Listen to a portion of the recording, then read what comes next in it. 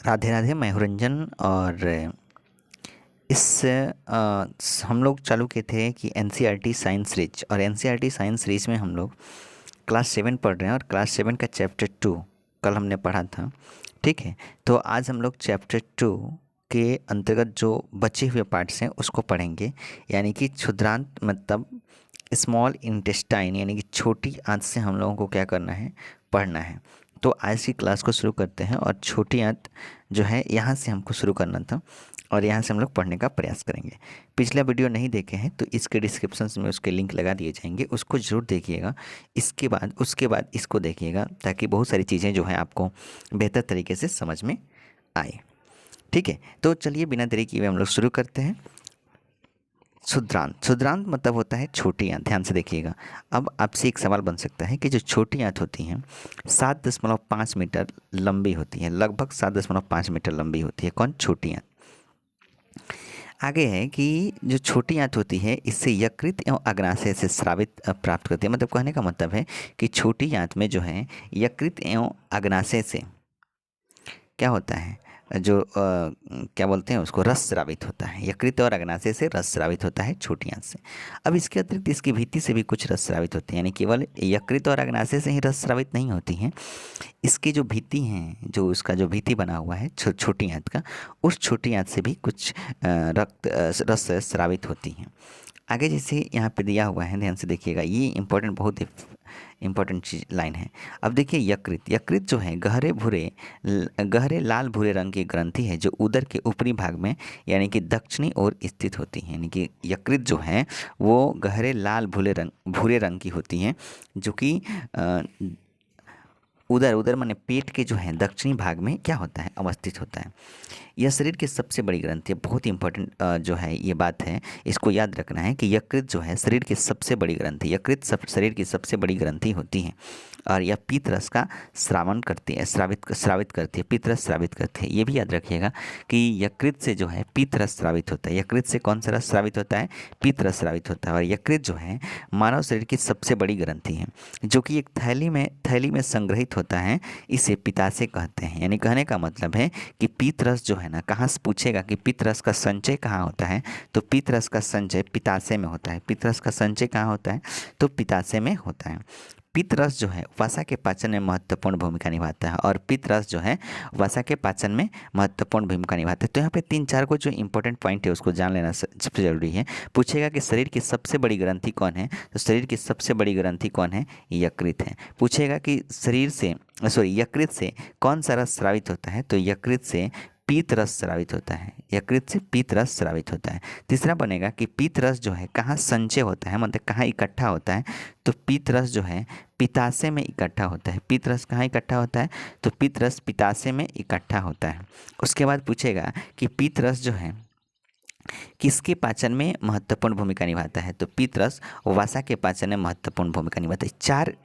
चार जो ये वर्ड है उसको याद रखना है, बहुत ही इंपॉर्टेंट है ये एग्जाम पॉइंट ऑफ व्यू से। आगे अब हम लोग अग्नाशय के बारे में पढ़ते हैं। जैसे कि अग्नाशय के बारे में लिखा है कि अग्नाशय जो है हल्के पीले रंग की एक बड़ी ग्रंथि है जो अमाशय के ठीक नीचे स्थित होता है। यानी कि अग्नाशय जो है अमाशय के ठीक नीचे होता है। अमाशय के ठीक नीचे होता है अग्नाशय, और अग्नाशय से अग्नाशिक रस कार्बोहाइड्रेट्स एवं प्रोटीन पर क्रिया करता है, और अग्नाशिक रस जो है कार्बोहाइड्रेट्स एवं प्रोटीन पर क्रिया करता है तथा इनको उनके सरल रूप में परिवर्तित कर देता है। आंशिक रूप से पचा भोजन का अब छोटी क्षुद्रांत के निचले भाग में पहुंचाता है, जो आंत रस पाचन क्रिया को पूर्ण कर देता है। देखिए, कहने का मतलब है कि जो अग्नाशयिक रस होता है कार्बोहाइड्रेट्स एवं प्रोटीन पर क्रिया करता है। अग्नाशय रस यानी कि अग्नाशय से स्रावित होने वाला जो रस है उसको अग्नाशिक रस कहते हैं, और ये कार्बोहाइड्रेट एवं प्रोटीन पर क्रिया करता है तथा जो कार्बोहाइड्रेट और प्रोटीन है उसको सरल रूप में कन्वर्ट करता है। कौन? अग्नाशयिक रस। ठीक है। आंशिक रूप से पचा भोजन अब क्षुद्रांत के निचले भाग में पहुंचता है। मान लीजिए कि जो थोड़ा कम पचा हुआ भोजन है वो छोटी आंत के नीचे वाले भाग में पहुंचता है, जहाँ पे आंत रस पाचन क्रिया को पूर्ण करता है। और वहाँ पे जो है वहाँ पे एक आंत रस होता है जो उस क्रिया को संपन्न करता है। कार्बोहाइड्रेट जो है सरल शर्करा जैसे कि ग्लूकोज में परिवर्तित हो जाता है। यानी कि अग्नाशय में जो कार्बोहाइड्रेट होता है, ये बात याद रखिएगा, बहुत इंपॉर्टेंट फैक्ट है कि अग्नाशय में जो कार्बोहाइड्रेट होता है वो कार्बोहाइड्रेट जो है ग्लूकोज में परिवर्तित होता है। जो उसका सरल शर्करा है वो ग्लूकोज में परिवर्तित होता है। वसा जो है वसा अम्ल एवं ग्लिसरॉल में परिवर्तित होता है। ये इंपॉर्टेंट है, ये एग्जाम पॉइंट ऑफ व्यू से है। ठीक है, तो याद रखना है कि कार्बोहाइड्रेट जो है कार्बोहाइड्रेट सरल शर्करा जैसे कि ग्लूकोज में परिवर्तित हो जाते हैं, यानी कार्बोहाइड्रेट ग्लूकोज में परिवर्तित होता है। जो वसा है वसा अम्ल एवं ग्लिसरॉल में परिवर्तित होता है। वसा जो है वसा अम्ल और ग्लिसरॉल में परिवर्तित होता है। वहीं प्रोटीन जो है एमिनो अम्ल में परिवर्तित होता है। पूछा हुआ क्वेश्चन है कि अग्नाशय में प्रोटीन किस में परिवर्तित होता है, तो प्रोटीन एमिनो अम्ल में परिवर्तित होता है।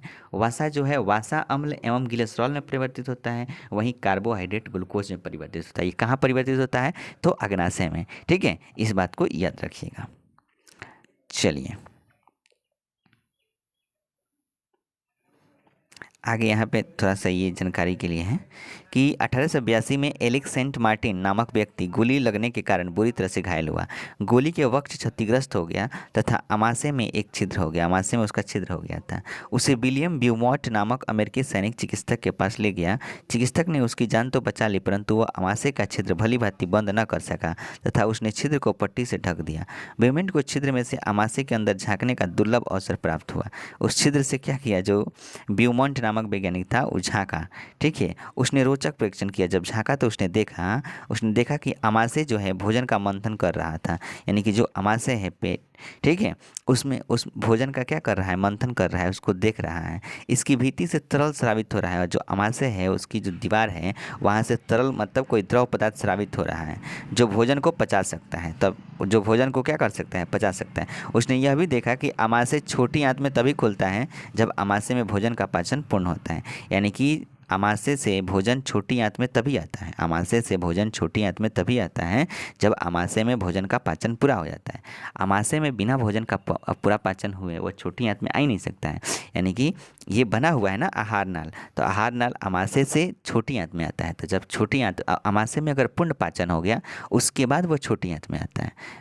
ठीक है, पोचन वहाँ पे अमाशय में अगर भोजन का पाचन पूरा हो गया तो फिर वो छोटी आंत में आता है। फिर छोटी आंत में अगर पूरा हो गया तो वो फिर बड़ी आंत यानी कि बृहदान्त में जाता है। इस तरीके से होता है। तो उसी चीज़ को यहाँ पे बताया गया है, विशेष कुछ नहीं है। चलिए अब लिखा है क्षुद्रांत का अवशोषण। यहाँ से भी सवाल बनता है और ये बहुत ही इंपॉर्टेंट फैक्ट है। छोटी आंत, क्षुद्रांत यानी छोटी आंत में अवशोषण कैसे होता है भोजन का, उसके बारे में बताया गया है। जैसे लिखा है कि पचा हुआ भोजन अवशोषित होकर, यानी कि जो पचा हुआ भोजन है वो अवशोषित होकर क्षुद्रांत की भित्ति में स्थिर रुधिर वाहिकाओं में चला जाता है। यानी कि जो छोटी आंत है, छोटी आंत की जो भित्ति है उसमें रुधिर वाहिकाएँ होती हैं। वहाँ पर जब भोजन का पाचन होता है तो उसका अवशोषण जो होता है छोटी आंत की रुधिर वाहिकाओं में होता है। इस प्रक्रम को अवशोषण कहते हैं। क्या कहते हैं, अवशोषण कहते हैं। छोटी आंत की जो आंतरिक भित्ति अंगुली के समान उभरी हुई संरचना होती है। याद रखिएगा, छोटी आंत यानी कि क्षुद्रांत की जो आंतरिक भित्ति होती है, अंदर वाली जो भित्ति होती है अंगुली के समान उभरी हुई होती है। कैसे, अंगुली के समान उभरी हुई होती है, जिन्हें दीर्घरोम अथवा रसांकुर कहते हैं। दीर्घरोम या रसांकुर कहते हैं। इंग्लिश में इसको विल्ली भी कहा जाता है। ठीक है, इसको दीर्घरोम अथवा रसांकुर कहते हैं। तो याद रखिएगा, छोटी आंत की जो आंतरिक भित्ति होती है, छोटी आंत की आंतरिक भित्ति, उसमें अंगुली के समान एक उभरी हुई संरचना होती है, अंगुली के समान। ठीक है, ऐसे रहेगा, ऐसे अंगुली के समान, अंगुली जैसे होता है ना, ऐसे संरचना होती है। उससे हम लोग दीर्घरोम कहते हैं तथा रसांकुर कहते हैं। ये कहाँ होता है, अंगुली के समान उभरी हुई संरचना कहाँ होता है, छोटी आंत में होता है, छोटी आंत की आंतरिक भित्ति में। क्या आप अनुमान लगा सकते हैं कि दीर्घरोम की आंत में क्या भूमिका है? अब क्या बताना है कि इसमें जो दीर्घरोम है उसका आंत में क्या भूमिका है। तो यहाँ पे देखिए लिखा है कि दीर्घरोम यानी कि वो जो दीर्घरोम अथवा रसांकुर जो है पचे हुए भोजन के अवशोषण हेतु तल क्षेत्र बढ़ा देता है। ये इंपॉर्टेंट फैक्ट है। पूछेगा कि जो दीर्घरोम है, जो अंगुली के समान संरचना है, वो क्या करता है, तो वो जो है पचे हुए भोजन, जो भोजन पच गया है, पचे हुए भोजन के अवशोषण हेतु तरल क्षेत्र बढ़ाता है। ये इंपॉर्टेंट फैक्ट है एकदम।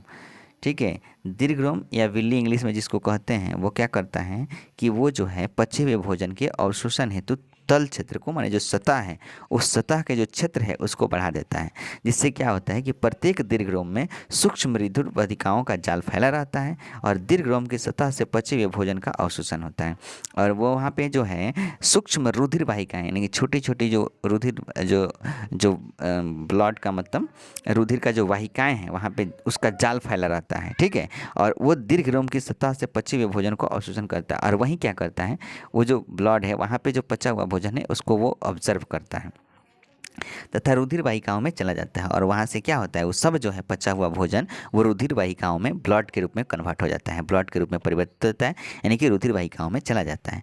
अवशोषित पदार्थों का स्थानांतरण रुधिर वाहिकाओं द्वारा शरीर के विभिन्न भागों तक होता है और वहाँ पे जो भोजन पचता है तो वो रुधिर वाहिकाओं में जाता है। रुधिर वाहिकाओं में जो जाता है तो वो तो ब्लड हो गया ना, वो जो भोजन गया पचा और वो ब्लड हो गया, और ब्लड हो गया तो वो क्या होता है कि रुधिर वाहिकाओं के माध्यम से उसके द्वारा जो है शरीर के विभिन्न भागों तक उसका स्थानांतरण होता है। किसका? वहीं पचा हुआ भोजन ब्लड बना, ब्लड बना तो फिर ब्लड बन के वो जो है शरीर के सभी भागों में ब्लड की पूर्ति करता है, ठीक है, और पहुंचता है जहां उनका उपयोग जटिल पदार्थों को बनाने में किया जाता है। इस प्रक्रम को स्वांगीकरण कहते हैं और ये जो प्रक्रिया होता है उसको हम लोग क्या कहते हैं, स्वांगीकरण कहते हैं। समझ में आ गया कि जो ब्लड है और जो पचा हुआ भोजन है वो तो रुधिर वाहिकाओं में फैल गया तो वहाँ पे रुधिर वाहिकाओं में क्या हो गया कि वो जो है रुधिर वाहिकाओं में चला गया, अवशोषित कर लिया गया उसको, ठीक है, और उसके माध्यम से रुधिर वाहिकाओं पूरे शरीर के अंदर जो है चारों तरफ चला गया और ये जो प्रक्रिया है उसको हम लोग स्वांगीकरण कहते हैं। कोशिकाओं में उपस्थित ग्लूकोज का विघटन ऑक्सीजन की सहायता से कार्बन डाइऑक्साइड एवं जल में हो जाता है। कह रहा है कि जो कोशिकाओं में उपस्थित ग्लूकोज होता है उसका विघटन ऑक्सीजन की सहायता से कार्बन डाइऑक्साइड एवं जल में हो जाता है और ऊर्जा मुक्त होती है। तो वहीं कि ग्लूकोज जो होता है उसका विघटन ऑक्सीजन की सहायता से होता है और वो CO2 और जल में हो जाता है और वहाँ पे जो है ऊर्जा मुक्त होती है। भोजन का वह भाग तो वही ना कि जो भोजन वो लिया वो उसमें तो कार्बोहाइड्रेट है और जो है ग्लूकोज, अब वहाँ पे जो कार्बोहाइड्रेट होगा तो उसका विघटन होगा, उपस्थित जो ग्लूकोज है उसका विघटन होता है और विघटन होने से क्या होता है कि कार्बन डाइऑक्साइड और जल में वो विघटित होगा और उसके बाद वहाँ से ऊर्जा निकलेगा। वहीं वो भोजन जो है लोगों के शरीर में क्या करता है, ऊर्जा देता है एक तरीके से। भोजन का वह भाग जिसका पाचन नहीं हो पाता है तथा अवशोषण नहीं होता है वृद्धांत में भेज देता है और जो भोजन वहाँ पे पच गया छोटी आंत में, हालांकि छोटी आंत में भोजन का पूर्ण पाचन होता है। अगर जो भी भोजन का पाचन छोटी आंत में हो गया, ब्लड के माध्यम से सारे शरीर में पहुँच गया और वो जो है वहाँ पे ग्लूकोज का विघटन होके जो है पूरे शरीर में उसको ऊर्जा देता है, ठीक है। उसके बाद अगर जो पचा हुआ माने अनपचा हुआ भोजन है, मतलब जो भोजन नहीं पचा हुआ है उसका जो स्थानांतरण और जिसका अवशोषण नहीं होता है उसका स्थानांतरण वृद्धांत यानी कि बड़ी आंत में हो जाता है, ठीक है। तो इस तरीके से छोटी आंत का कार्य क्या है, इस सारी चीज़ों को आप समझ गए, ठीक है। अब देखिए, अब आगे चलते हैं। वृद्धांत में भोजन पहुंचता है छोटी आंत से, तो वृद्धांत यहाँ पे लिखा हुआ है। देखिए, वृद्धांत यानी होता है बड़ी आंत। वृद्धांत क्षुद्रांत की अपेक्षा चौड़ी एवं मोटी होती हैं। तो जो छोटी आंत होती है उसकी अपेक्षा चौड़ी और मोटी होती है कौन, बड़ी आंत। यह लगभग 1.5 मीटर लंबी होता है, 1.5 मीटर लंबा होता है। इसका मुख्य कार्य जल एवं कुछ लवणों का अवशोषण करना। ये बड़ी फैक्ट है, इंपॉर्टेंट फैक्ट है, याद रखिएगा। जो बड़ी आंत यानी कि वृद्धांत होता है उसका मुख्य कार्य क्या है, तो जल एवं कुछ लवणों का अवशोषण करना, जल एवं कुछ लवणों का अवशोषण करना। छोटी आंत का क्या है, भोजन को पचाकर जो है ब्लड में जो रुधिर वाहिका है उसमें देना और रुधिर वाहिकाओं से वो भोजन का जो है चारों तरफ स्थानांतरण होता है, ठीक है, और वहाँ पे भोजन का अवशोषण होता है यानी छोटी आंत में, ठीक है। इस तरीके से दिया है और यहाँ पे जल एवं खनिज लवणों का अवशोषण करना होता है। बाकी बचा हुआ अपचित पदार्थ मलाशय में चला जाता है तथा अर्ध ठोस मल के रूप में रहता है और जो भी अपचा हुआ भोजन है वो कहाँ चला जाता है, मलाशय में, तथा अर्ध ठोस जो अर्ध ठोस आधा ठोस रहता है वो मल के रूप में रहता है। समय समय पर गुद्दा द्वारा यह मल बाहर निकाल दिया जाता है जिसे निष्कासन कहते हैं, जिसे हम लोग निष्कासन कहते हैं। ये बात आप समझ रहे होंगे। चलिए, अब आ गया कि घास खाने वाले जंतुओं में पाचन कैसे होता है। क्या आपने गाय भैंस घास खाने वाले शाकाहारी अन्य जंतुओं को देखा है, वे उस समय भी लगातार जुगाली कहते रहते हैं जब वे खा न रहे हों। वास्तव में वे पहले घास को जल्दी जल्दी निगल कर आमाशय के एक भाग में भंडारित करते हैं। देखिए, जब भी कोई जानवर होगा तो देखिए खाते वक्त जुगाली नहीं करता है, ठीक है। सबसे पहले वो क्या करता है कि फटाफट फटाफट घास चाहे जो भी चारा है उसको निगल जाता है, और निगल कर क्या करता है, आमाशय में एक जगह भंडारित कर देता है। यह मार्ग रूमेन कहलाता है, यानी कि जानवरों में यह मार्ग क्या कहलाता है, रूमेन कहलाता है, ठीक है। यह भाग जो है प्रथम आमाशय रूमेन कहलाता है। रूमिनेंट में आमाशय 4 भागों में बांटा जाता है। अब जो रूमिनेंट है, जहाँ से भोजन को इकट्ठा करता है आमाशय के अंदर जानवर, उसमें वो जो है रूमिनेंट में आमाशय 4 भागों में बांटा जाता है। अब उसके अंदर जो आमाशय है वो 4 भागों में बटा हुआ होता है, ठीक है। रूमेन में भोजन का आंशिक पाचन होता है, थोड़ा सा पाचन होता है किसका, भोजन का, रूमेन में, जिसे जुगाल कहते हैं, जैसे कहते हैं ना गाय भैंस चाहे जो भी है वो जुगाली कर रही हैं।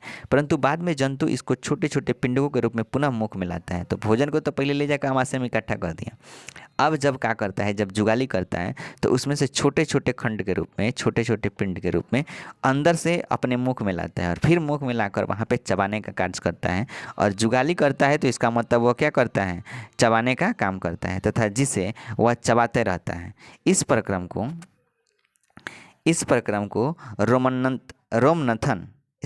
को रोमनथन कहते हैं। बात समझ में आ गया। और ऐसी प्रक्रिया जो होता है तो उसको रोमनथन कहते हैं। अब देखिए जैसे क्या है, यहाँ पे चित्र के माध्यम से दिखाया गया है कि जानवर जो है घास को चरा, और चरा ले जाकर यहाँ पे क्या किया, आमाशय में इसका जो है इकट्ठा कर दिया। अब क्या करता है कि इकट्ठा कर दिया तो ये जो भाग है रूमेन कहलाएगा। आमाशय के अंदर 4 भागों में बटा होता है। अब इसके अंदर क्या करेगा जानवर जो है, वहाँ से छोटे छोटे पिंड के रूप में थोड़ा थोड़ा मात्रा में लेकर जो है अपने मुँह तक लाएगा। फिर यहाँ पे क्या करेगा, जुगाली करेगा, उसे जुगाली करना कहते हैं। इसे चबाएगा, मुँह में लाएगा, यहाँ से यहाँ लाएगा, यहाँ पे जुगाली करता है। और इस प्रक्रिया को रोमनथन कहते हैं। क्या कहते हैं, रोमनथन कहते हैं, ठीक है, यानी कि जुगाली करना कहते हैं। तथा ऐसे जंतु रूमिनेंट अथवा रोमंथी कहलाते हैं, और इस प्रकार के जंतु जो हैं रूमिनेंट कहलाते हैं। अब देखिए, घास में सेलुलोज की प्रचुरता होती है, जो एक प्रकार का कार्बोहाइड्रेट है। तो याद रखिएगा कि घास में जो है कार्बोहाइड्रेट के रूप में क्या होता है, सेलुलोज होता है। किसी रूमिनेंट अथवा रोमनेंथी पशु, हिरन आदि के रूमेन में सेलुलोज का पाचन करने वाले जीवाणु पाए जाते हैं। अब ये जो है, ये रूमिनेंट अथवा रोमंथी पशु जितने भी हैं, मतलब जो घास को खाते हैं, ठीक है, जुगाली करते हैं, जितने भी जंतु, वो सब जो हैं रूमिनेंट अथवा रोमंथी पशु कहलाते हैं, ठीक है। अब क्या होता है कि जो हिरन और जो भी रोमंथी पशु हैं, वो रोमन में सेलुलोज का पाचन करने वाले जीवाणु पाए जाते हैं। उसके जो रोमन है वहाँ पे इस सेलुलोज, ठीक है, सेलुलोज का पाचन करने वाले जीवाणु होते हैं। सेलुलोज कहाँ से आता है, तो घास, जो भी घास खाते हैं उसमें सेलुलोज की मात्रा ज़्यादा होती है, ठीक है, जो एक प्रकार का कार्बोहाइड्रेट है। जैसे हम लोग स्टार्च के रूप में, स्टार्च होता है ना कार्बोहाइड्रेट, उसको लेते हैं। तो इसमें जो जानवरों में जो होता है, घास में होता है, पौधों में कार्बोहाइड्रेट के रूप में सेलुलोज पाया जाता है। पौधों में जो कार्बोहाइड्रेट है वो सेलुलोज के रूप में पाया जाता है, लेकिन इंसानों में जो व्यक्ति हैं उसमें जो है स्टार्च के रूप में पाया जाता है। बहुत से जंतु एवं मानव सेलुलोज का पाचन नहीं करते हैं। बहुत से जंतु एवं मानव सेलुलोज का पाचन, सेलुलोज कहने का मतलब कार्बोहाइड्रेट है एक प्रकार का, ठीक है, तो घास में होता है, तो इसको पाचन नहीं कर पाते हैं।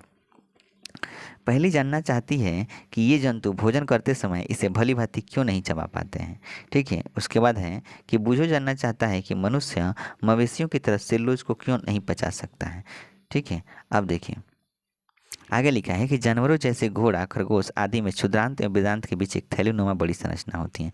जो घोड़ा होता है, खरगोश होता है, उनके जो छोटी आंत और बड़ी आंत, उनके बीच एक थैलीनुमा बड़ी संरचना होती है, जिसे अंधनाल कहते हैं। क्या कहते हैं, अंधनाल। अब भोजन के सेलुलोज का पाचन, जो भोजन है उसके सेलुलोज का पाचन यहाँ पे कुछ जीवाणुओं द्वारा किया जाता है, ठीक है। जैसे कि हमारे जो आमाशय था उसमें HCl हुआ करता था, हाइड्रोक्लोरिक अम्ल, जो कि उसको एसिडिक बनाता था, और वहाँ उसको पाचन, मतलब उससे रस स्रावित होता था HCl, और वो क्या करता था, उसको पाचन में सहायता करता था। यहाँ पे क्या है कि भोजन के सेलुलोज का पाचन यहाँ पे कुछ जीवाणुओं द्वारा किया जाता है। यहाँ पे जीवाणु होते हैं सेलुलोज, ठीक है, उसका पाचन जीवाणुओं द्वारा किया जाता है, जो मनुष्य के आहार नाल में अनुपस्थित उपस्थित होते हैं। यानी कहने का मतलब है कि जो मनुष्य का आहार नाल है उसमें किसी भी प्रकार का जीवाणु नहीं होता है, इसीलिए मनुष्य जो है सेलुलोज का पाचन नहीं कर पाता है। लेकिन वही जंतु जो है उसके सेलुलोज का पाचन कर पाता है। क्यों? क्योंकि इसके जो आहार नाल है, कहने का मतलब है एक प्रकार से उसमें जीवाणु उपस्थित होते हैं, और वो जीवाणु जो है क्या करते हैं कि उनको जो सेलुलोज होता है उसका पाचन करने में सक्षम होते हैं। ठीक है, आगे देखिए। अब तक आपने उन जंतुओं के विषय में पढ़ा है जिसे पाचन तंत्र पाया जाता है। अब तक आपने उन जंतुओं के विषय में पढ़ा जिसमें पाचन तंत्र पाया जाता है, परंतु ऐसे बहुत से सूक्ष्म प्राणी हैं जिनमें न तो मुख होता है न ही पाचन तंत्र होता है, फिर वे किस प्रकार अपने भोजन का अंतर्ग्रहण करते हैं, उनका पाचन करते हैं। आप भोजन ग्रहण करने की एक अन्य रोचक विधि का अध्ययन कर। बात तो सही है भाई, बहुत सारे ऐसे जंतु हैं जिनमें पाचन तंत्र पाया जाता है, लेकिन बहुत सारे ऐसे भी जंतु हैं जिनमें ना ही मुख होता है ना ही पाचन तंत्र होता है। ऐसे जंतु बिल्कुल सूक्ष्म प्राणी होते हैं, छोटे छोटे जंतु होते हैं जिसका ना ही मुख होता है ना ही कोई पाचन तंत्र होता है। तो फिर वो अपने भोजन का अंतर्ग्रहण जो होता है वो कैसे करते हैं, तो इस चीज़ को हम लोग आगे पढ़ेंगे। जैसे कि लिखा हुआ है अमीबा में संभरण एवं पाचन, यानी कि अमीबा उस कैटेगरी के अंदर एक आएगा, अमीबा। अब ये जो है इसके अंदर भोजन, ये जो भोजन का पाचन कैसे करता है, इस चीज़ को यहाँ पे समझने का प्रयास करेंगे। कि अमीबा जो है जलाशय में पाए जाने वाला एक कोशिकीय जीव है। सबसे पहले आपको याद रखना है कि अमीबा जलाशय में मिलता है और ये एक कोशिकीय जीव है। अमीबा एक कोशिकीय जीव है, जलाशय में मिलता है। अमीबा एक कोशिकीय जीव है, जलाशय में मिलता है। अमीबा की कोशिका में एक कोशिका झिल्ली होती है, यानी अमीबा की जो कोशिका होती है उसमें एक कोशिका झिल्ली होता है। एक गोल सघन केंद्रक एवं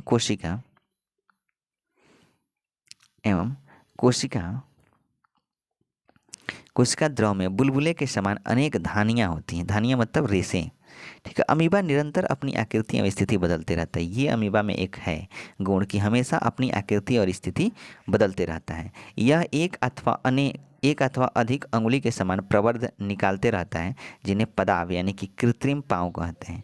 यानी कि उसकी जो अमीबा देखिएगा तो वो पदाव, उसके जो पैर जो हैं, ठीक है, कृत्रिम पाँव वो अपना निकालते रहता है। प्रवर्ध मतलब ऐसे थोड़ा लंबा जो है करके निकालते रहता है, जो इन्हें गति देने और भोजन पकड़ने में सहायता करता है। और वहीं पदाव जो होता है ये उनको चित्र 2.10 में दिखाया गया है, नीचे लिखा होगा जिससे यहाँ पे दिखाया गया है। ठीक है, इसको पढ़ लेते हैं तब पता चले। तो चलिए, तो प्रवर्ध निकले रहता है जिन्हें पदाव अथवा कृत्रिम पाँव कहते हैं। इन्हें गति देने और भोजन पकड़ने में सहायता करते हैं। यहाँ पे एक सवाल बन सकता है कि अमीबा जो है किसकी सहायता से अपने भोजन को पकड़ता है, तो पदाव की सहायता से। अमीबा जो है अपने आप को गति माने खुद चल कैसे सकता है, तो पदाव के माध्यम से। पदाव जो कि पदाव मतलब होता है कृत्रिम पाँव। अमीबा कुछ सूक्ष्म जीवों का आहार करता है, छोटे छोटे जीवों का आहार करता है जब इसे भोजन का आभास होता है, यानी कि जब उसको भूख लगता है तो हमेशा छोटे जीव का आहार करता है, पकड़ता है। तो यह खाद्य कण के चारों ओर पदार्थ विकसित कर उसे निगल लेता है। यानी क्या करता है कि चारों, जैसे ये अमीबा हो गया और इसी के अंदर छोटा सा एक जीव पकड़ा गया, ये जीव इसको खाना है, तो इस चारों तरफ से अपने पदार्थ जो है फैला देगा। ठीक है, अब फैला के उसको क्या करता है, पकड़ लेता है, विकसित करके निगल लेता है, मतलब वो उसको निगल जाएगा। और खाद्य पदार्थ उसकी खाद्य धानी में फंस जाते हैं, और जो खाद्य धानी है उसमें जो भी जंतु होगा, छोटे छोटे सूक्ष्म जीव होंगे, उसके अंदर फंस जाता है और उस तरीके से अपना भोजन वो कर लेता है। जैसे देखिए यहाँ पे एक अमीबा का चित्र दिखाया गया है, इसमें सारी चीज़ें आप क्या कर सकते हैं, समझ सकते हैं। तो ये आपका अमीबा का चित्र है। ये देखिए, ये आपका केंद्रक हो गया, ये यहाँ पे ये है पदाव, क्या है, ये पदाव है। और खाद्य कर्णिका जिसको अंतर्ग्रहण करता है, यहाँ पे देखिए ये अंगुली के समान ऐसे निकला हुआ है, दोनों तरफ से निकाल दिया। और क्या करता है कि ये मान लीजिए कोई जीव है ये, ठीक है, इसको क्या करेगा, आराम से जो है इस दोनों पदाव के माध्यम से बीच में पकड़ के उसको फंसा के और निकल जाएगा। देख रहे हैं जो ये सब निकला हुआ है, देख रहे हैं निकला हुआ है, इसको खाद्यधानी कहते हैं, खाद्यधानी कहते हैं। और ये फिर यही अमीबा जो है क्या करता है कि इसको बहिक्षेपित अपशिष्ट कर देता है, मतलब कुछ जो है उसको निगल गया, खा लिया, और कुछ को क्या करता है, बहिक्षेपित अपशिष्ट के रूप में बाहर भी निकाल देता है। समझ में आ गया? तो इस तरीके से दिखाया गया है।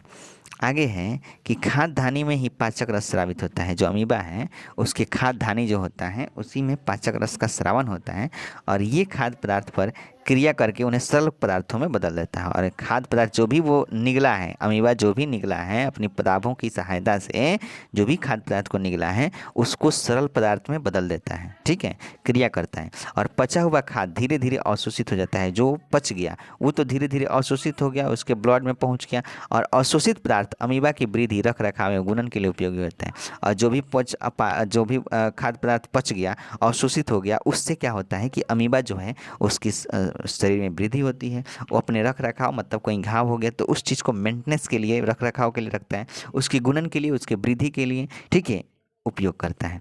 और बिना पचा हुआ अपशिष्ट खाद्यान्य द्वारा बाहर निकल जाता है। और जो नहीं पचता है तो उसको आप देख रहे हैं कि ये खाद्यान्य है, सब देख रहे हैं, ये हरा वाला खाद्यान्य है और इसके माध्यम से यहाँ पे बहिक्षेपित अपशिष्ट बाहर आ जाता है। और जो यहाँ पे है जो पच गया भोजन, ठीक है, जो पच गया, जैसे कि आप देखो यहाँ पे ये वाला जो है जो पच गया उससे उसकी वृद्धि अपने आप वृद्धि करता है, ठीक है, अपना गुणन करता है। और जो नहीं पचा वो बहिक्षेपित अपशिष्ट पदार्थ के रूप में बाहर आ जाता है।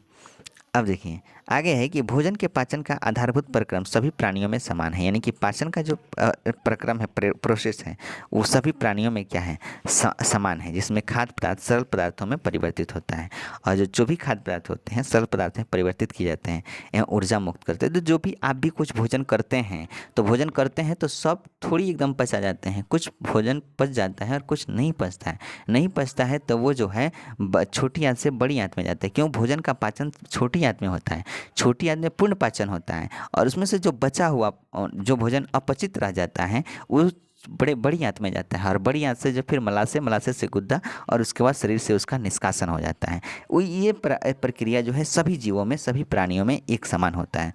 जो भी भोजन हम लोग करते हैं उसको सरल पदार्थों में तोड़ के विघटित करके तब होता है। और जब भोजन पच जाता है, कुछ भोजन पच जाता है जो कि मनुष्य के अंदर, और फिर वो क्या है रुधिर वाहिकाओं में पहुंचता है, रुधिर वाहिकाओं में पहुंचता है तो वहाँ पे फिर ग्लूकोज का विघटन होता है। उसके बाद शरीर में जो है कार्बन डाइऑक्साइड और जल मिलता है और उसके बाद ऊर्जा मुक्त होती है। तो वहाँ से शरीर में एक प्रकार से ऊर्जा मुक्त होती है। अगले अध्याय में आप आंत्र द्वारा अवशोषित खाद्य पदार्थों के शरीर के अन्य भागों में स्थानांतरण के विषय में पढ़ेंगे। अब अगले पार्ट में हम लोग पढ़ेंगे इसके बारे में, ठीक है। और बाद बाकी ये कुछ इम्पोर्टेंट शब्द दिया गया है, अवशोषण, अमीनो अम्ल, स्वांगीकरण, ये सब इसके जो हैं इम्पोर्टेंट शब्द दिए गए हैं। और बाद बाकी जो भी है उसको पढ़ लिए हैं। अब हम क्या करेंगे, इसके अंदर जो भी क्वेश्चंस आपका आएगा, क्वेश्चंस जो बनेगा क्वेश्चंस, उसको हम लोग NCERT एग्जाम्पलर से संबंधित जो भी क्वेश्चंस बनेगा वो सभी क्वेश्चंस को हम लेकर आएंगे आपके सामने। तो इस वीडियो में इतना ही, फिर मिलते हैं नेक्स्ट वीडियो में। तब तक के लिए ख्याल रखिए, पढ़ते रहिए, मुस्कुराते रहिए और हंसते रहिए। जय हिंद, जय भारत, थैंक यू।